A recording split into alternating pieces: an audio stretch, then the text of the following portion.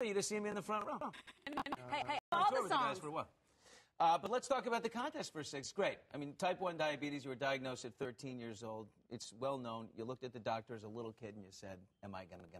I mean, like, that's how you were just blown away by it, knew nothing about it, and you've learned so much, you're now helping other people. Tell us about the contest. I was diagnosed at 13, so I'm coming up on my 5-year anniversary, if you will. But happy birthday.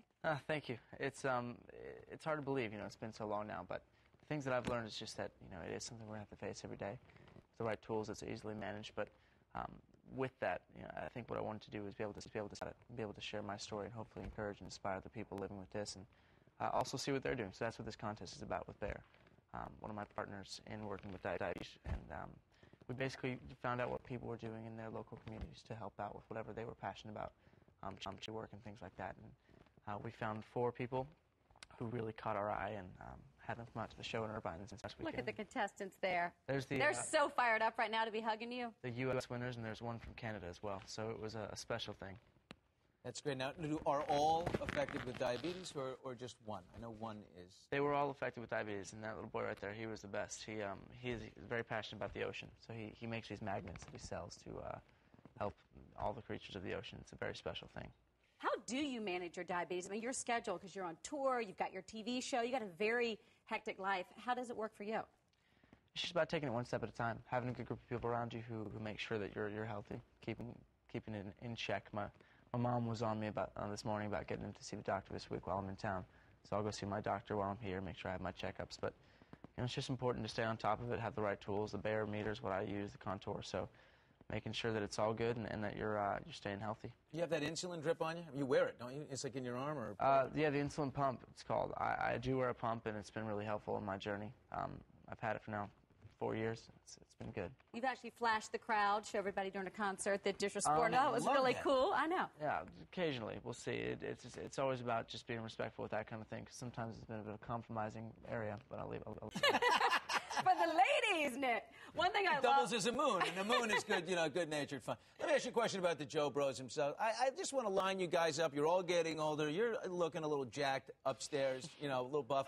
I just want to know, if it came down to it, if it was, my brother and I had one giant fight where he threw a clock radio at my head, and I just want to say, if you guys win at it, who wins this thing? Who wins the fight? I don't know.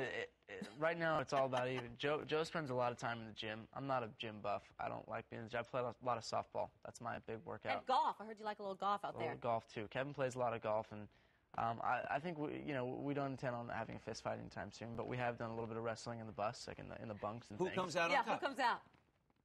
I don't want to say names, but... You, the little bro. Right there. I told you, little Jack upstairs. It's always the younger, because they're the scrappiest. Now, what about, who drives you the craziest of the other two? Is there one that, is harder to travel with on the bus?